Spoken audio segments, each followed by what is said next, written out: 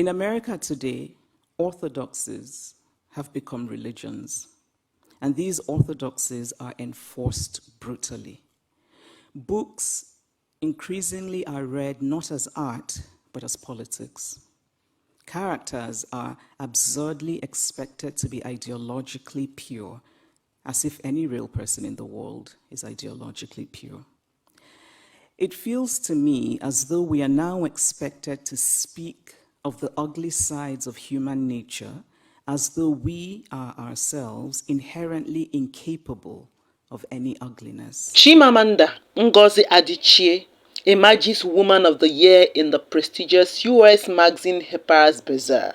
Walking down the streets, feeling the breeze in the sunshine state where dreams come with ease. Palm trees swaying with the ocean in view. This is the place where I always feel brand new. Sipping on a smoothie, chilling by the shore. Got my shades on, feeling like I can't be ignored. Sun-kissed skin, feeling so alive in the soft rap game. I strive to thrive. Waves crashing on the sand as I ride the vibe. Soft rap flowing, let the rhythm.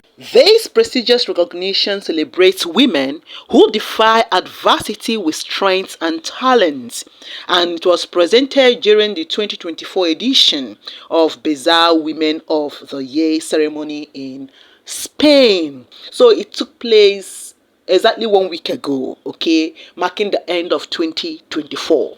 But who exactly is Ngozi Chimamanda Adichie? We are not talking about an upcoming author who accidentally stumbled on luck. Nah. We are talking of a rare woman, an internationally blessed, renowned, professional best-selling author.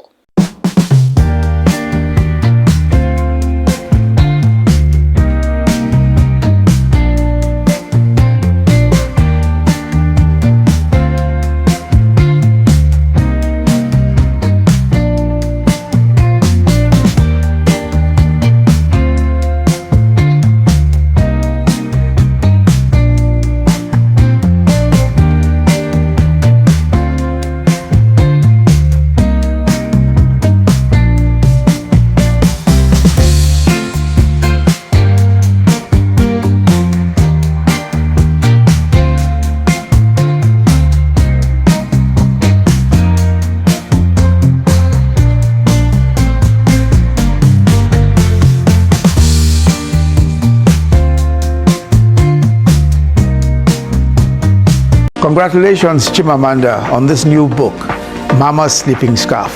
When people say your name is meaningless, check the Oyibo man. They will answer stone, rag, brick, yet they will be prospering. But we Africans will answer heavenly names, yet no programs. My dear, don't get deceived. Wisdom is only profitable when you are wise. It is simply because we attached success to anything Western. Okay, that is why we do not know. That he or she is a white man does not mean that they do not pass through hell. Many of them are depressed. Many of them commit so many atrocities. Okay, they live on house loans, that is, they live on mortgage, car loans, education loans. Some of them are messed up in life. Have you asked why Africans and other immigrants from spiritual regions or people that came from regions that acknowledges ancestral or spiritual existence, whenever they travel to the Western world, they tend to be the most successful people over there?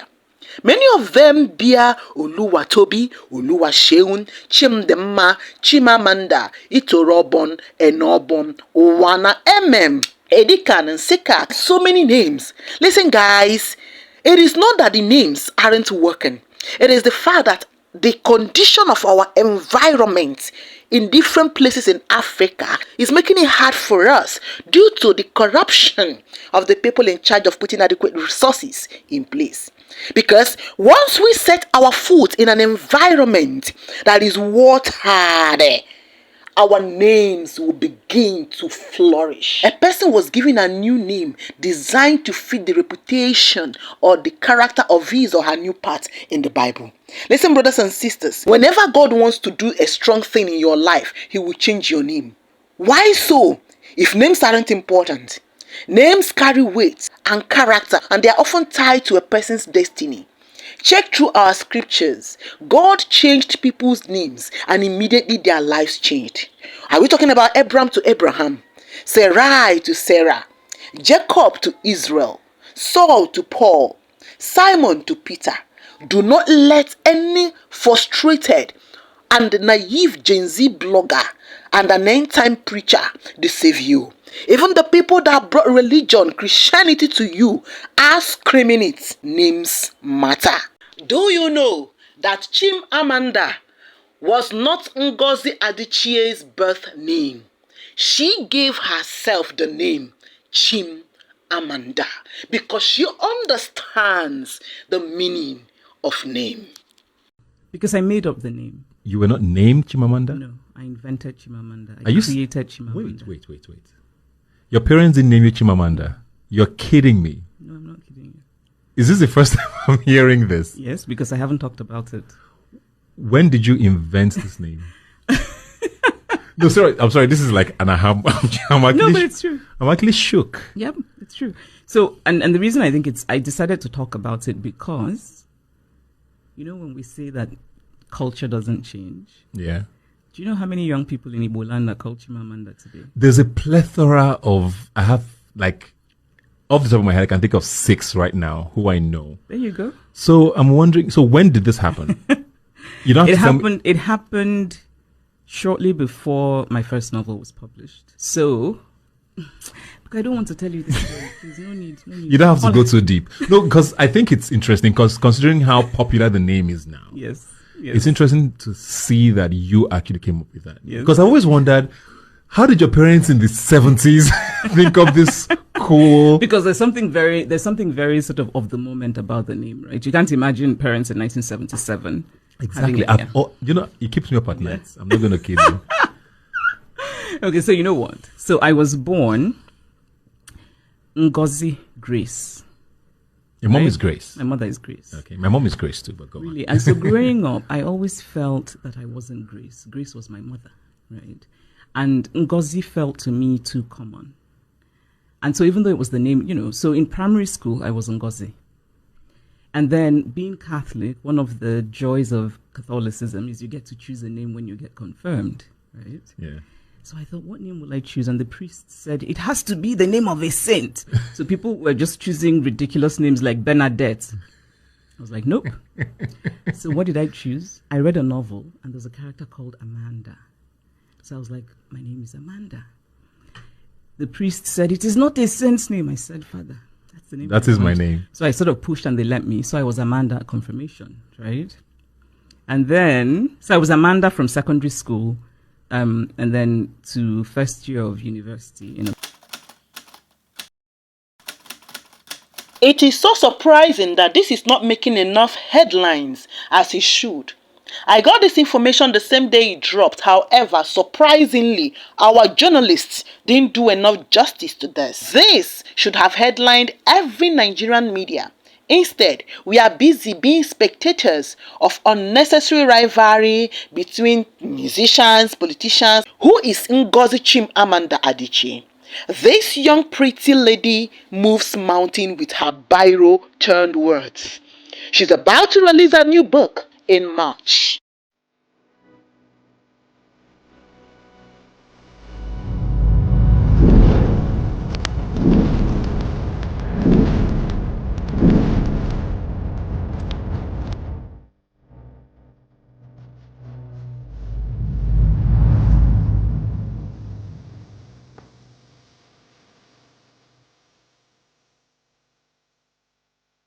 When she speaks, you may leave what you are doing to listen to her.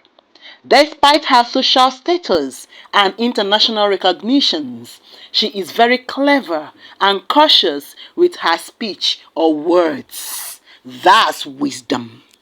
So I spoke of Belgium and its colonial history, but what of Germany and its colonial history? Do school children here learn about Namibia, what was called the German Southwest Africa? Do school children know that 100,000 Herero people were murdered by the Germans? Do they know of the wells that were poisoned? Do they know of the women used as sex slaves and others as slaves in German camps? Do they know of the Nama people killed and of the Maji Maji revolt in German East Africa? And why should they know? Because to tell only one part of a story is essentially to lie. A story is true only when it is complete. Germany is Beethoven, and Germany is Bach, and Germany is also its colonial atrocities that have resulted in hundreds of African skulls being stored in the basement of museums here in Berlin, skulls of men whose spirits cannot be at rest, men who could well have been my great-grandfather had I happened to have been born in Eastern rather than Western Africa.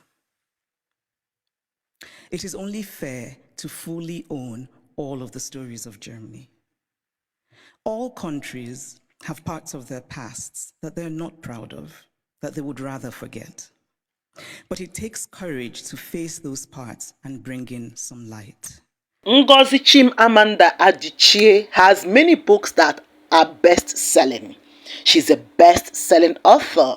She's one of the world's mostly celebrated authors. Half of the Yellow Sun is best-selling, Americana is best-selling, etc.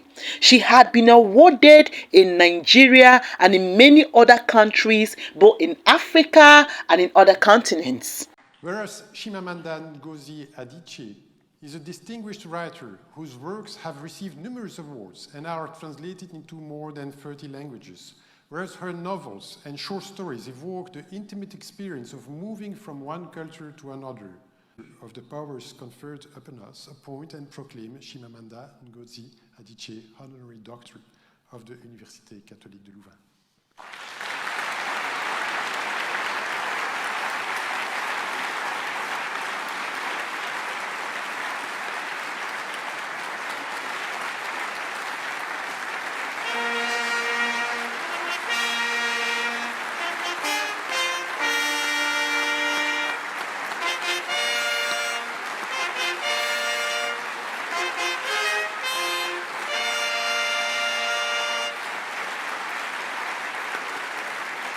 She had presented inaugural lecture on different papers and her delivery were stunning.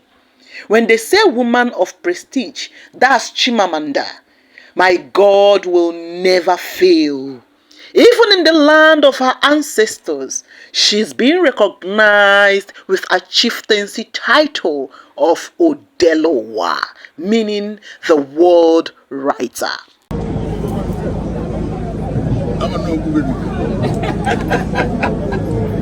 So, I will make it ndị Aba na gọọmenti of Anambra steeti nyere m wee chi ada anyị nwanyị bụ Chimamanda Ngozi Adichie Odelowa.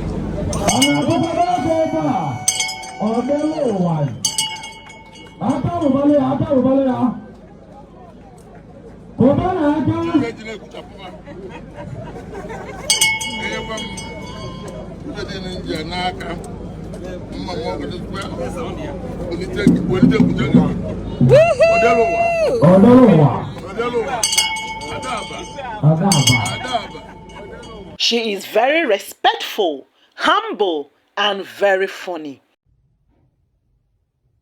46, 46, 46.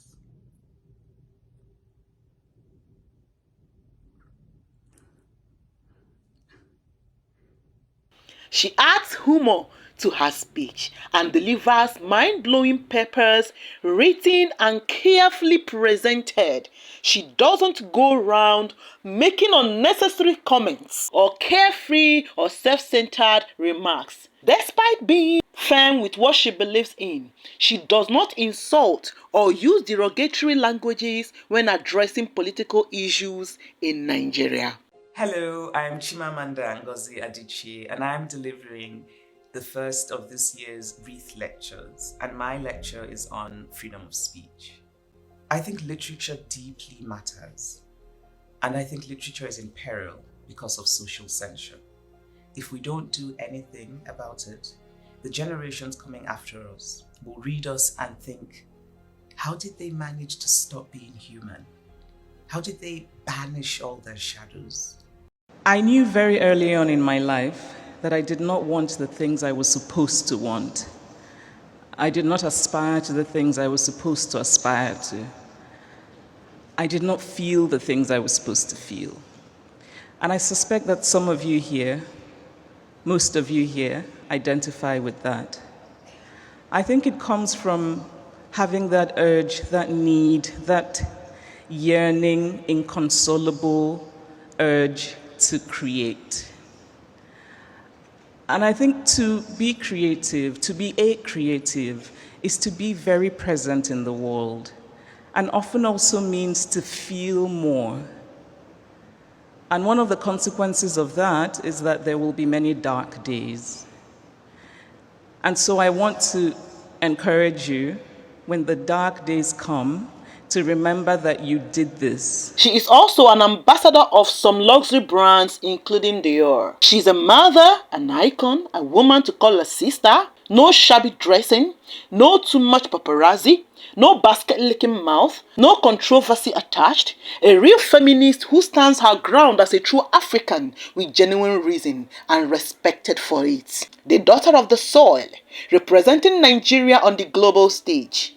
Odelowa, I will call her Nwakenyi. If you are looking for an icon, or you have one already, how proud can you be to present them? Is your role model a woman who parades around naked, or a woman who carelessly breaks the ladder that led her up there?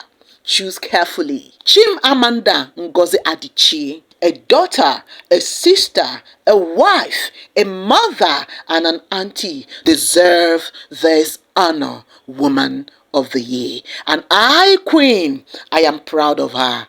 Ne, we Nigerians, we are proud of you. The most meaningful thing for me as a writer is to know that I can create something that means something to other people. And so what moves me the most is to hear from people who have read me and who say, your work made me feel seen, your work made me think differently. God bless Nigeria. Walking down the streets, feeling the breeze. In the sunshine state where dreams come with ease. Palm trees swaying with the ocean in view. This is the place where I always feel brand new. Sipping on a smoothie, chilling by the shore. Got my shades on, feeling like I can't be ignored. Sun-kissed skin, feeling so alive in the soft rap thing. I strive to thrive. Waves crashing on the sand as I ride the vibe. Soft rap flowing, let the rhythm collide. I'm the king of this groove with the catchy hook. Got the ladies moving and the fellas shook. Then this endless summer when worries turn to glow. Just down the boulevard with the top down low. Music blasting loud, feeling the flow. Neon lights flicker in the night's embrace. Lost in the moment, in this rhythmic chase. Catching glances from strangers as I pass them by. In the city of dreams where stars light up the sky. Every step, every verse takes me closer to the light.